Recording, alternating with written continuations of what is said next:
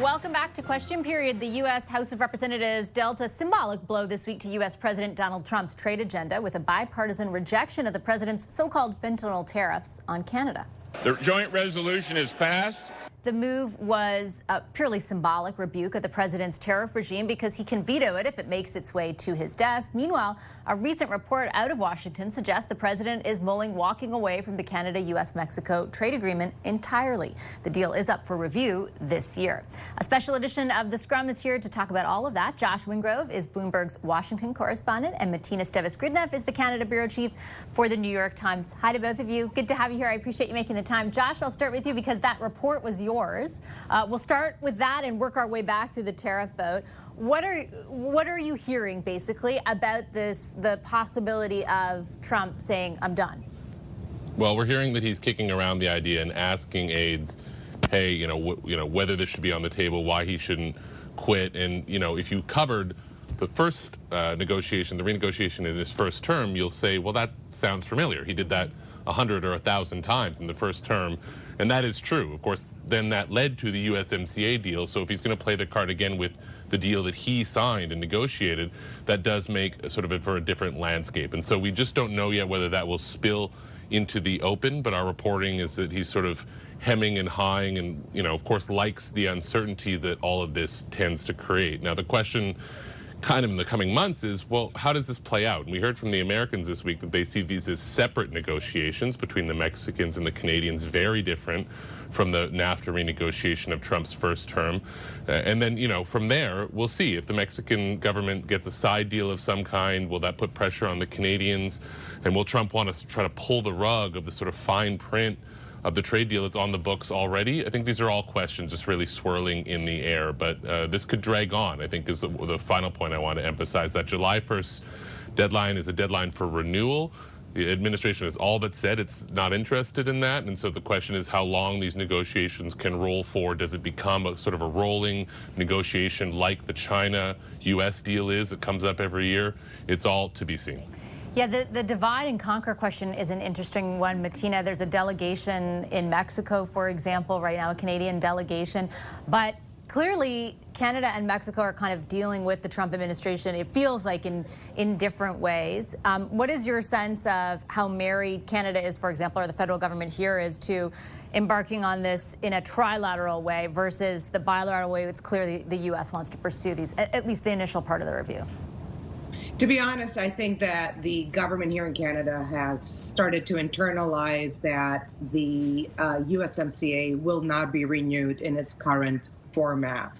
My sense is that they understand that there are now different types of conditions in place. And it's not just that the president might be interested in splitting up the trilateral agreement, just saying that to create leverage and to create a psychological advantage.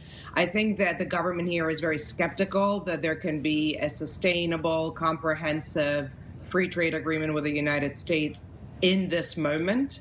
I think there is a realization, and we know that in the past when Trump was first elected, we know that there was a conversation in Canada about whether the USMCA, in fact, was the right way to organize this. So it's not like the Canadian side hasn't been thinking about this.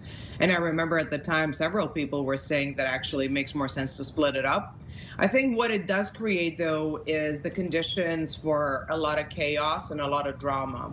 As Josh said, these types of techniques and psychological techniques for leverage are just a hallmark of trade negotiations. And I think we're going to be seeing a lot more of that in the future. Fundamentally, the Mexicans have taken a different approach, but that different approach has not landed them in a better place, in that both countries are facing pretty similar regimes of tariffs right now. So playing nice, as Claudia Sheinbaum may have been doing in Mexico, has not gotten her much more than playing a bit tougher, which is what the Canadian side has been doing. Is that going to end? Is Mexico going to be rewarded for playing nicer? That will create a political problem for the government here, too. So all of that is to be seen. Josh, help us understand a little bit, or at least what your assessment is, of the mood among lawmakers around how far they're willing to go to push Trump on the issue of tariffs or the issue more largely of USMCA or CUSMA? We saw how the vote unfolded this week and even the path to having that vote in the first place. Are Canadians reading too much into the fact that that transpired? What's your sense? I think maybe a little bit. There's certainly risking it. There is sort of one report down here called it the YOLO caucus of retiring Republicans who are being more emboldened to speak up and vote against Trump. And so we're seeing a bit of that, but whether that's a critical majority of, in an enduring way, I think that's just really unclear. Trump's grip on his party remains very strong, but there is pushback. For the first really tangible time in this second term, we're seeing it. For instance, Trump has, picked a new Fed chair, and there's questions about whether he'll be able to get him through committee because of a Republican senator who's retiring and is frustrated with the administration over its prosecution of the current Fed chair. So yeah, I wouldn't overread it. Doesn't seem like that bill will get through the Senate, for instance, and it slam dunk, I would think, that Trump would veto it if it ever got to his desk. But there is pressure building, and remember, the backdrop to this is that Supreme Court case, which will deal more broadly with whether he has these emergency powers that he's been using on Canada and other countries to sort of wield tariffs, with the flick of a pen. Although I should note, the administration has said about 1 million times that if they lose that case, they have a plan B ready to go. What that looks like, really unclear, probably, potentially hitting different places differently, rolling into current authorities, different, sectors, messy, much messier than the current situation. But tariffs are going to be a part of Donald Trump's policy, whether the court rules against him or not, whether the House votes, on this bill as it did or not. It's just, it's part of the way he views things. If that vote left anyone in Canada with a tiny sense of relief, it might have been kind of swiped away very easily, Martina, with this latest threat on the Gordie Howe Bridge.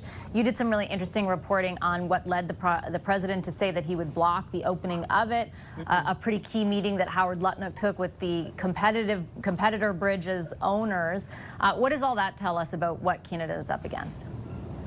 I think what it tells us, and thanks for flagging that together with my colleague in DC, Tyler Pager, we had this exclusive about Lutnick taking a meeting with the owner of the existing Ambassador Bridge. It shows us that really the administration is prepared to take any opportunity to needle the Canadian side.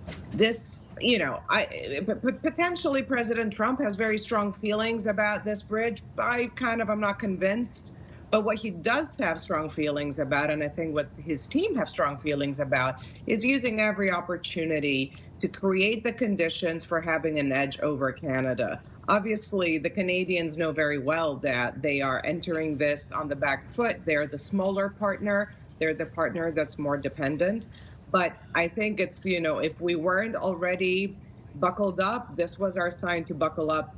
These types of events, and I think Josh said it earlier too, are going to happen more frequently the closer we get to game time, to really getting into those trade talks. The only thing I want to flag is that trade talks, as someone who's covered trade talks in the past, not here, but in the European Union, where they're very complex, these are really difficult things to negotiate. They're extremely complicated, very technical, very convoluted. Is the U.S. administration going to be willing to piss people off and pursue this for months on end to stick it to the Canadians? I don't know. And this type of complexity and the existing structure that's there might play to Canada's benefit. Okay, we'll leave it on that note. Thanks, guys. Really appreciate the discussion very much.